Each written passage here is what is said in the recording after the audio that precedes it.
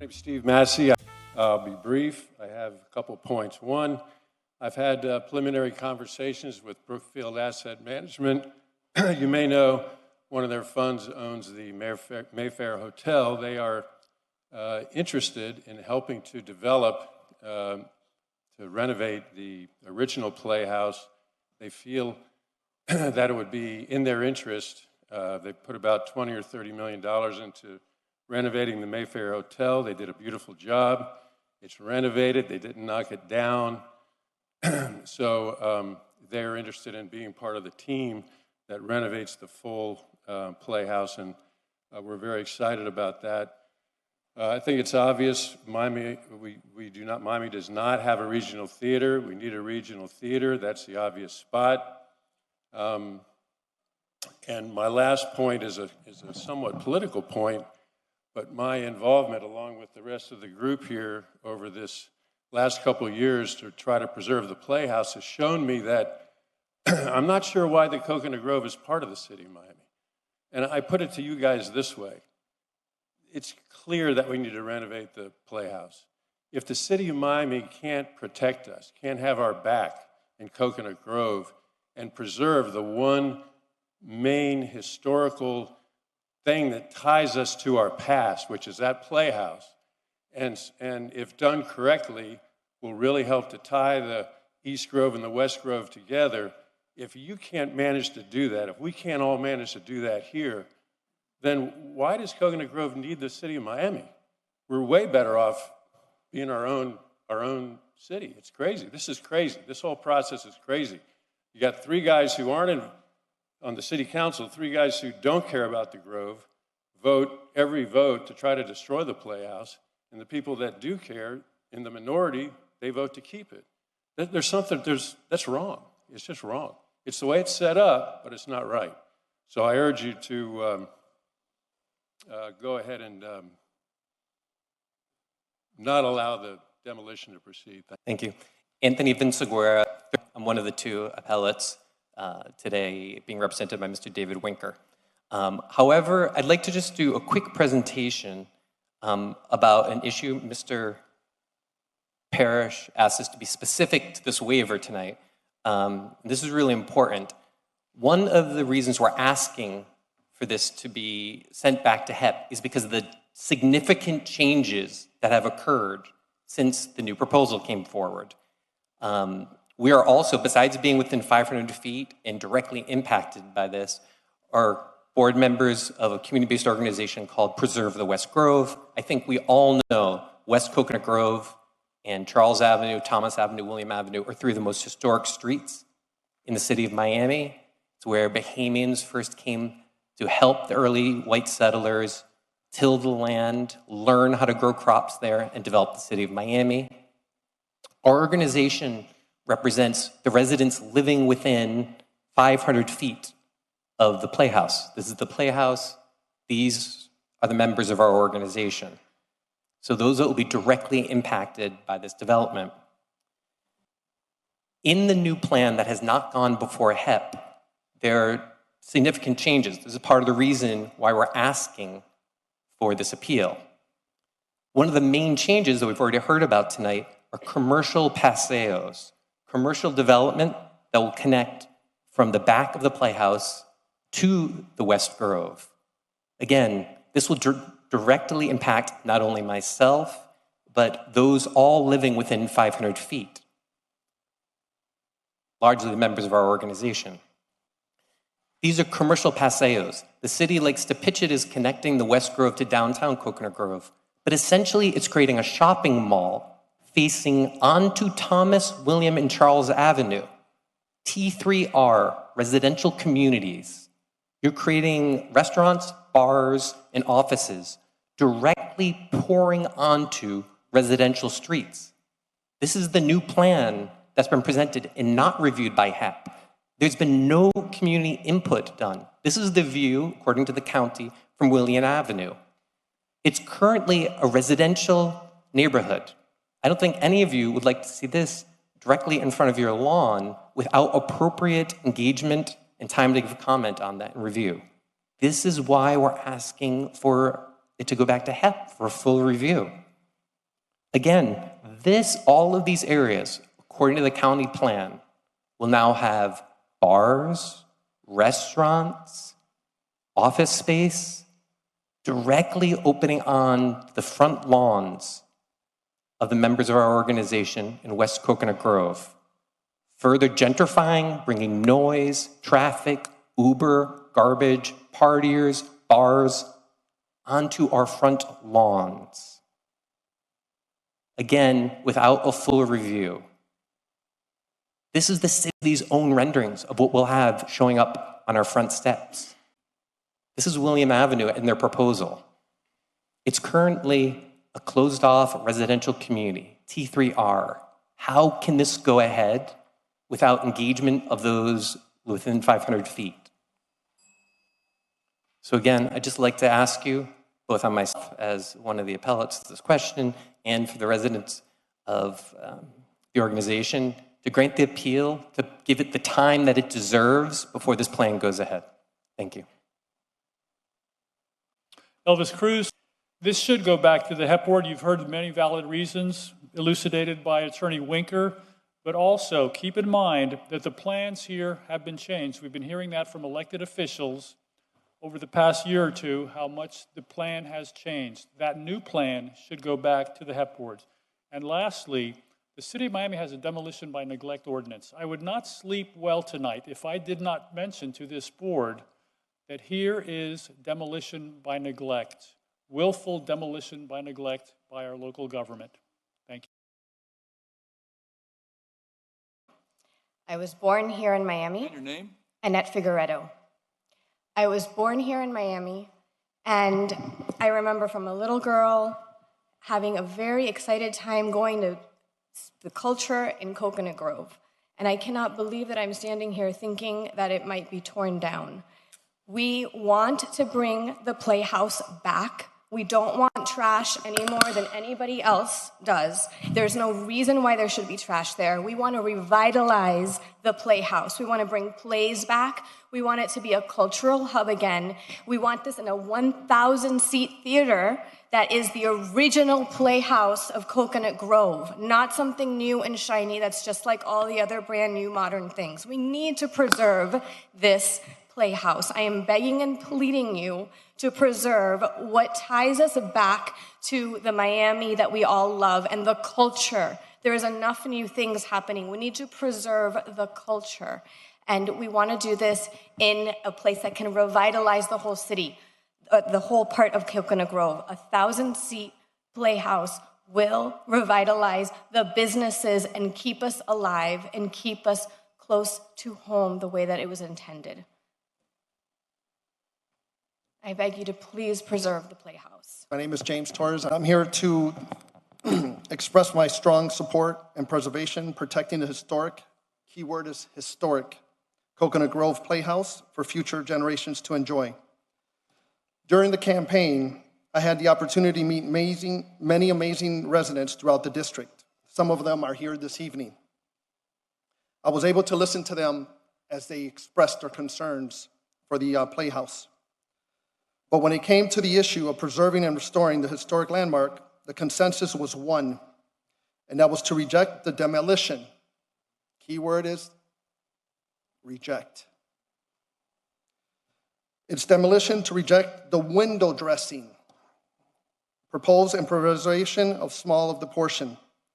The Coconut Grove Playhouse is a symbol of our culture, our heritage, and is a preservation essential to maintaining the historical characters of our community. Keyword there is community. Preservation of Coconut Grove Playhouse is important for the sake of history, but it's also important for the future of our community. Again, community is the key word there. Let's focus on that because that's the important thing here. It is clear that a few more offices, restaurants, walkways are in pale comparison to preserving the Coconut Grove Playhouse. Residents want this. We should listen to them. So let's focus on that, folks, as we're sitting here today at 9 p.m. Thank you very much. Morris, I was one of the original appellants to the certificate of appropriateness. It seems like things are being said, like when they went for the certificate of appropriateness, to, oh, we'll come back, don't worry, we'll come back with the whole plan, don't worry, we'll blah, blah, blah, and now we have a demolition permit. And so it just seems like things are just being done to erode the possibility for historic preservation, and I don't understand why. I think that we as Miamians need to invest in historic preservation. And if we allow this to go forward, there's no investment able to be made anymore. It's gone. So, yeah, I'm just disappointed in the whole thing. Sue K. Martin, I was at the first opening night of Waiting for Godot when the Playhouse reopened. Now that probably tells you how old I am, and just to prove it, here's a coffee cup from there. Also, I was a roommate and a classmate of Tony Perkins when he came to play there in Star Spangled Girl. I also was there when the Coconut Grove Art Festival, the nucleus of the Coconut Grove Art Festival, was in front of the Playhouse. Charlie Cinnamon, when, what was the name of that play? God, I just had a brain fart. He was a publicist, and it was, oh God, it doesn't matter. But he asked all the artists in Coconut Grove to do a clothesline show out in front of the play, like the Left Bank of Paris. And they did, and that was the genesis, that was the nucleus of the Coconut Grove Art Show. So you talk about history with this Playhouse. That Playhouse has history that it needs to be preserved, it needs to be saved. And I'm going to tell you something too. There's an influx of a lot of people coming up from different places of the country. They're very sophisticated, and they will appreciate that Playhouse. If it's restored properly and it has good productions there, it needs good management and it needs good stewardship. Dade Heritage Trust, I belong to the National Historic Preservation Association, and they're interested in it too. Dade Heritage Trust is interested in it too. So you have a big decision to make here. You really do, you guys. You want the cup? Josh Abril.